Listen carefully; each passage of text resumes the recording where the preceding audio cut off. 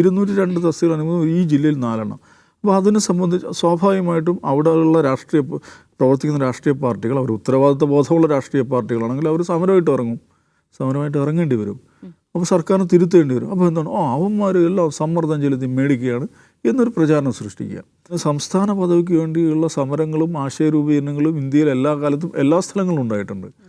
പക്ഷേ ഇവിടെ അങ്ങനെ ഉണ്ടായിട്ടില്ല. അങ്ങനെ ഉണ്ടാകുമോ എന്ന് സംശയിച്ച് അതും എന്താണ് അതൊരു പ്രശ്നമാക്കുക എന്ന് പറഞ്ഞാൽ മലപ്പുറവുമായി ബന്ധപ്പെട്ട എന്ത് കാര്യവും അതൊരു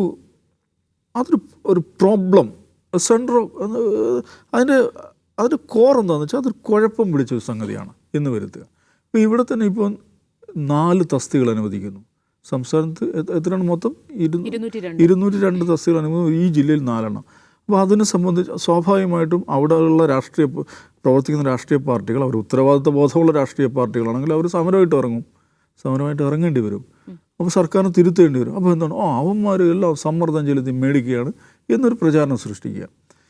ഇങ്ങനെ പ്രത്യക്ഷത്തിൽ തന്നെ അങ്ങേയറ്റം വിവേചനപരമായ സമീപനം മലപ്പുറം അതിന് ഭരണപരമായും ആശയപരമായും ഈ പ്രദേശത്തോട് കാണിച്ചുകൊണ്ടിരിക്കുക എന്നുള്ളത് സാധാരണമായി കൊണ്ടിരിക്കുകയാണ്.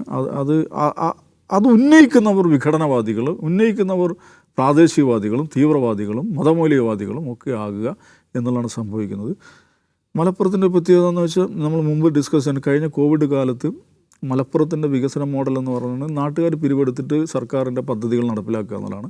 കഴിഞ്ഞ കോവിഡ് കാലത്താണ് ഇതേ ആരോഗ്യ മേഖലയിൽ കോവിഡ് ആശുപത്രിയിൽ വേണ്ടത്ര ഉപകരണങ്ങളില്ലെന്ന് കണ്ടപ്പോൾ 200 ചില്ലാൻ കോടി രൂപയുടെ ഉപകരണങ്ങളുടെ ലിസ്റ്റ് ഉണ്ടാക്കിയിട്ട് അവിടുത്തെ ജില്ലാ കളക്ടർ അയച്ചു കൊടുത്തത് എങ്ങോട്ടാണെന്ന് അറിയാമത്?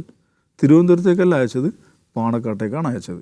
എന്താണ്, പിരിവ് നടത്തിയത് മേടിക്കണം. ഇതാണ് മലപ്പുറത്തെ വികസന മോഡൽ എന്ന് പറയുന്നത്. 2-3 മാസം മുമ്പാണ് മാറഞ്ചേരിയിലെ സ്കൂളിൽ കെട്ടിടം പണിയാൻ വേണ്ടി പിള്ളേർ കൊണ്ട് പിരിവ് നടത്തിച്ചത്, സ്ഥലം മേടിക്കാൻ വേണ്ടിയിട്ട്. ഇങ്ങനെയൊക്കെയുള്ള വിചിത്രമായ വികസന മോഡൽ അത് മലപ്പുറത്ത് മാത്രമല്ല മലബാറിലെങ്ങും ഉള്ളതാണ്. പക്ഷെ ഗവൺമെൻറ് എന്ത് ചെയ്യുമെന്ന് വെച്ചാൽ നേരെ തിരിച്ചാണ്. ജനങ്ങൾ പിരിവെടുത്ത് സ്ഥലം മേടിച്ച് ഗവൺമെൻറ് കോളേജിന് കെട്ടിടം ഉണ്ടാക്കുക എന്നുള്ളത്. ഇപ്പോൾ അവിടുത്തെ അധ്യാപക നിയമനവും ഇങ്ങനെയൊക്കെ തന്നെയായിരിക്കും. അത് തന്നെയാണ് ആരോഗ്യ മേഖലയിൽ സംഭവിക്കുന്നത്. അങ്ങേയറ്റം വിചിത്രമായ ഒരു കാര്യമാണ്, അപമാനകരമായിട്ടുള്ള വിവേചനമാണ്.